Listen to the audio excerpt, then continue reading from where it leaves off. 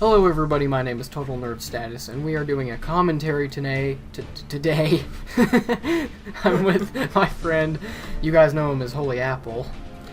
Yeah, but my real name is Ryan, and I'm here with the Spazzo13, or, well, I don't know if he wants his real name, but...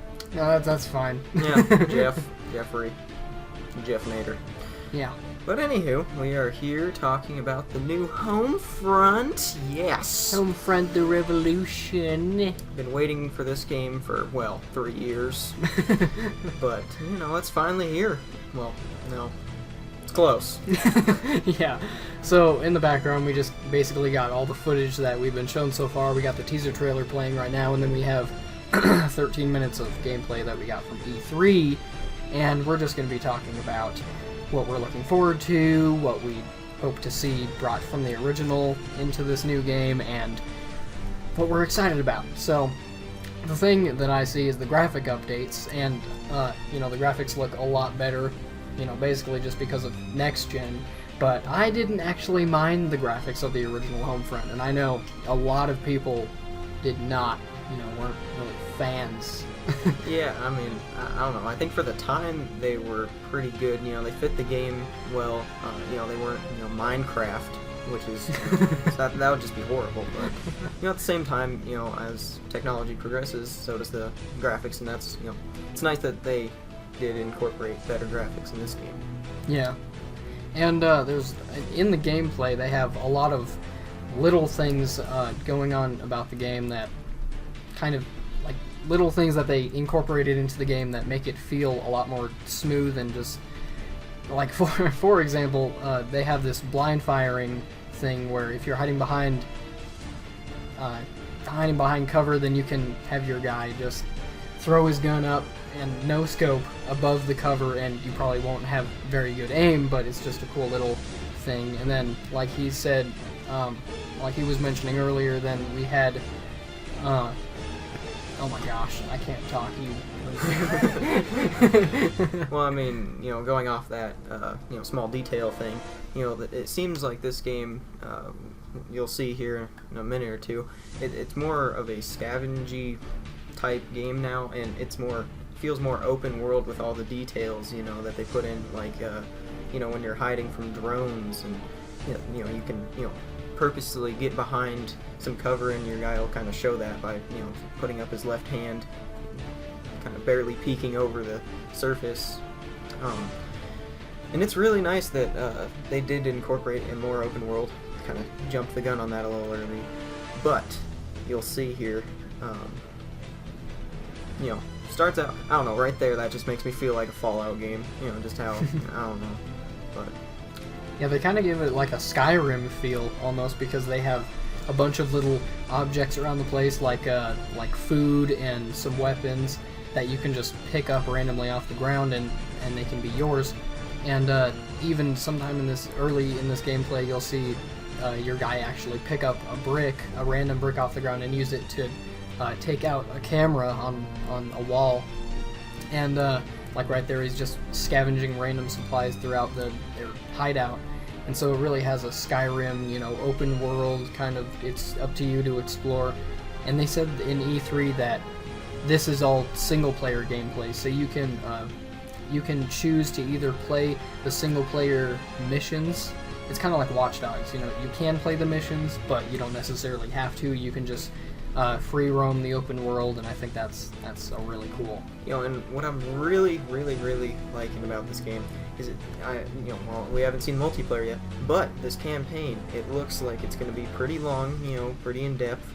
You can do lots of stuff. Really draws you in, which is fantastic, because nowadays you either have really in-depth story games such as like Grand Theft Auto, or I guess even Watch Dogs, where their multiplayer is kind of, not the best, or on the flip side of that, it's more like Battlefield, where you can just blast through it in the campaign in 3 hours, and then the multiplayer's all, the rest of it. And so I think if they can have a strong campaign with the promising multiplayer that they had in the original one, I think that would make a really great game. Yeah. because they had the cell phone. I forgot about the cell phone. So they incorporated this cell phone here where you can look on your map, and if you look through the camera like he's about to do right there, it is.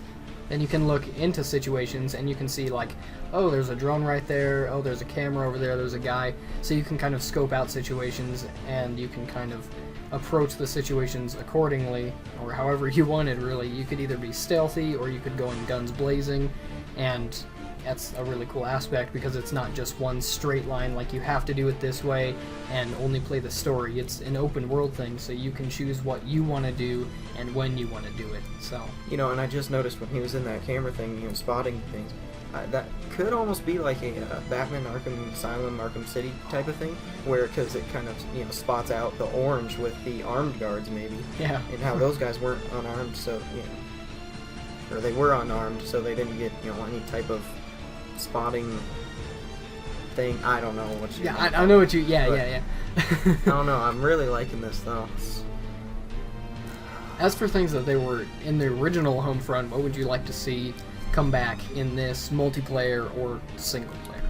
Well, single player, I would like to keep the same concept of you know, North Korea invading, because that's just that really is hitting home, because it's true, North Korea does hate us in real life. You know, it's a good possibility that this could sometime happen. I mean, they're not the most technologically advanced, but it still could happen. So I love that. I love that concept. Multiplayer, I would like just the overall gameplay. It seemed very fair. Nothing in particular stood out as, you know, super cheap or like overpowered. Yeah, like in Battlefield. M16s and, you know, just, you know, normally every game there's that one overpowered thing. Gotham City Imposters, it's fat people with swords apparently. So, and then what about like kill streaks and stuff? I know you really like the battle points. Battle points, yes. Battle points is a must. Like, you know, Battlefield, it's great, but, you know, people hog the vehicles, you know, they spawn hog them. Call of Duty, it's horrible because then you're not leaving it to the team, you know, you're not, you know, most people just want to go for kill streaks, get the bomb, or I don't even know, I don't play Call of Duty, but, you know, it's more single player oriented, and you can't, you know, if you die, you have to reset. I think that's gay. You should just go out there, do your thing. If you die, oh well, you know, it keeps your points. It just, you know, it's a fantastic system. You can get whatever you need to get for doing what you do. Yeah, it rewards you for playing for the team. You know, in Call of Duty, you just get kills by yourself, and when you get kill streaks, it's just more kills for yourself. It's not helping your team really in any way. Mm-hmm. And with the battle points, you know, you capture objectives and kill the enemies, then you can get enough points to get in a, you know, helicopter or a vehicle or whatever they may have available, and when you're inside that vehicle, then you can take down the enemies and, you know, control the map more and actually help your team. So that really... Yeah, I love the battle point system. I think that's the best multiplayer system out there. I mean, Battlefield, you don't get really too rewarded for doing a good job. I mean, yeah, you get points and all, but, you know, you don't get rewarded. Like, it doesn't give you an Apache helicopter or a Hellfire missile or whatever that you have. But, as you saw just a little bit ago, the gun attachment, that was pretty cool. I know you liked that. Would you like to take that? That's fine. You can... well, okay. So, so as far as the guns go, I mean, you saw when he added the attachments to the guns, and he kind of turned the gun to the side, and then if you pressed, you know, Y or triangle or whatever it is, then you can choose the different sights that you want, and he selected the red dot, so he took off the iron sights and put on the red dot sights. And then you would press A, and you could choose the different foregrip and, you know, the different muzzles, I'm guessing, and stuff like that. And you actually get to build. You actually see building your own rifle. And I know that's probably not going to get implemented into multiplayer, but it would be kind of cool if they even had like a warfighter type thing, where it has a totally separate menu, where your guy puts down the gun and then, you know, puts the attachments on. You know, if they had a different menu, maybe that you could do in between games, that you could just go like, I want to edit this class, and then you could say, oh, I want to change it to a red dot sight, and it'll have that image of your soldier holding the gun and changing the attachments. Because I just love that. I think that's really cool. It's really realistic in a way. Now, I did miss something. Well, I might have, but could you choose, like, if you put a holographic or a red dot on there, or was it just one, like, you know, you just pressed A and then it just put on whatever you... You had to, like, press Y, and then it would come up with a wheel of different sights. So it had a red dot, and then a holographic, and iron, and then you would, like, use the joystick, I'm guessing, to select one, and then when you're done, you would, like, press... Probably not A, but if you like had it selected or something, I don't know how it's gonna work, but it looks like it's just, you know, you press a certain button for the sight aspect, and then it would come up with a wheel, and then you would, you know, so that's kind of how it works. Okay, because I just totally spaced on that part, but I do like that.